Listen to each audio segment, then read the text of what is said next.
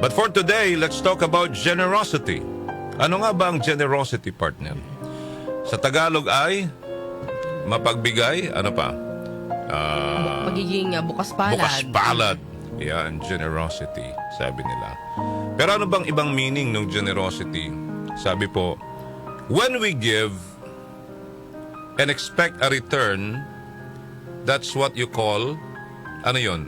When you give, pero nag-expect ka ng something in return. Anong tawag doon? That's what you call investment.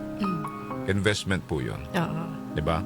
But when we give and don't expect anything back, anong tawag ho doon? That's what you call love. O, alam niyo na ngayon ha. Alam na natin ngayon ha. When you give, but you are expecting something in return, that's what you call investment. But if you give and do not expect anything back, that's what you call love. And that's what you call generosity, partner. Okay?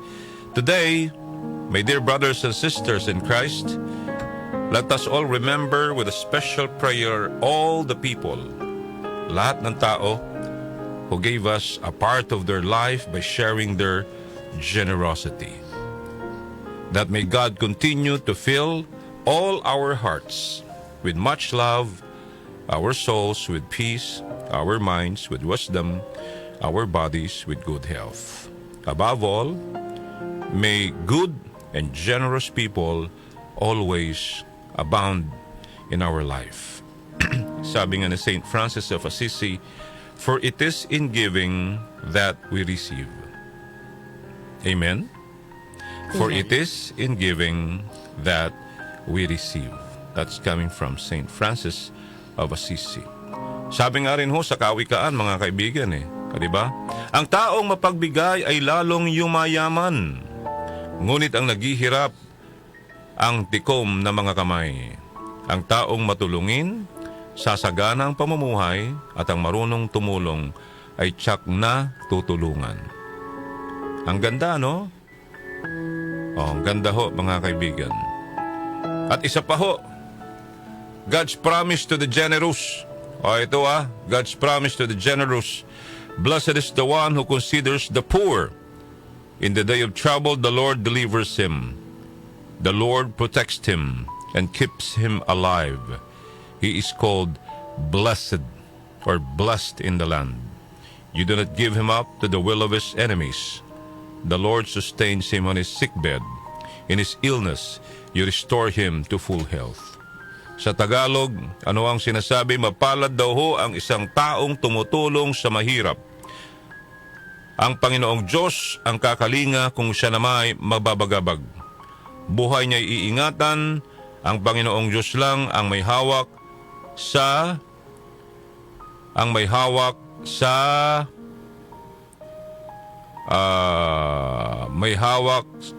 nako. Ayun. Number 2, ayun. May hawak ng kamay ng may kaaway. Hindi siya masasadlak at doon sa bayan niya ituturing na mapalad. Ang Panginoong Diyos din po, mga kaibigan, ang tutulong kung siya ay magkasakit. Ang nanghina niyang lakas ay ganap na ibabalik. O, diba? O, ang galing. Opo, mga kaibigan. So, yan po yung ating food for the soul and food for the spirit today. Blessed is the one who considers the poor. Blessed are you na mga generous people dahil sabi ho, ang taong matulungin ay sasagana sa pamumuhay. Sabi ho yan sa Kawikaan, at ang marunong tumulong ay tiyak na tutulungan. Okay? So remember the two things, the difference between giving, the two kinds of giving. When you give, don't expect a return. Okay? If you will expect a return, meaning you are investing. Okay? Ito yung mga partner. Tutulungan ka pero may kapalit. Tama? May mga ganun O sige, I will help you. Pero may nakaambang kapalit na dapat mong gawin. Tama? Okay. Meron din ho yung tumutulong pero they're not expecting anything back. Kaya sila siksik, liglig, umaapaw. ang biyaya na dumarating sa kanila. May mga taong ganyan. May kilala nga akong isa o dalawa siguro na taong ganyan. Yung isa, hindi ko na sasabihin ng pangalan, pero babae. Tignan mo, sa pagtulong niya sa kapwa niya, sunod-sunod yung mga ang mga naitatayo niyang mga negosyo, kainan. Oo. Yung isa natikman na natin. Yung isa natikman na rin natin. Yung isa na lang ang hindi, partner. At yung isa na negosyo niya, hinihintay ka. Ayaw mo namang magpakita. Yung isa naman nasa malayo. Pero tingnan mo, sa kabutihan niya, sa kanyang kapwa, na hindi niya ito pinagmamalaki, pinagkakalat sa kanyang mga natutulungan. Anong biyaya, partner? Diba? Nabigyan siya na biyaya doon sa lugar niya. Hindi ko napapangalanan ng taong ito. Pero ang pangalan niya nagsisimula sa letter N. Lalaki siya. Tapos yung asawa niya, letter N din. Ganyan yung nga yung biyaya, di ba? Oh, pero may mga pagsubok pa rin. Pero sabi nga ho, hindi ho tayo pababayaan ng Panginoong Diyos for being, generous. So generosity, yan ang kailangan po natin. Maging generous sa kapwa. At wag mong ipagmamalaki na, natulungan ko yan si Darlene. O, hindi walang ganon dapat.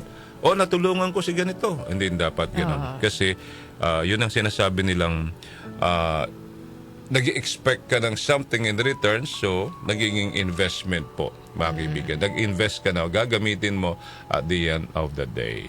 Okay? So mga kaibigan, for today, 6:15 na po ng umaga, palakpakan po natin ang Panginoong Diyos.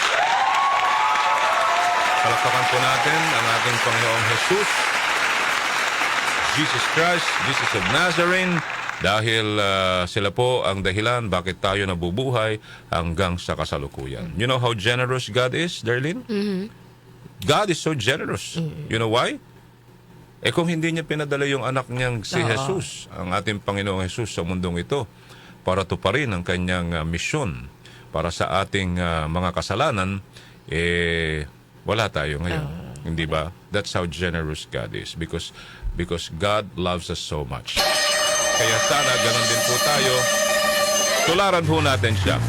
Diba? Apo, dahil tayo po ay para bagang salamin po niya. At kailangan ho natin itong ipagpatuloy ang misyon na yan na ibinigay din ho sa atin ng Panginoong Diyos at ng Panginoong Jesus. Sina Joel Gorospe at Darlene Olaño, MOK sa 774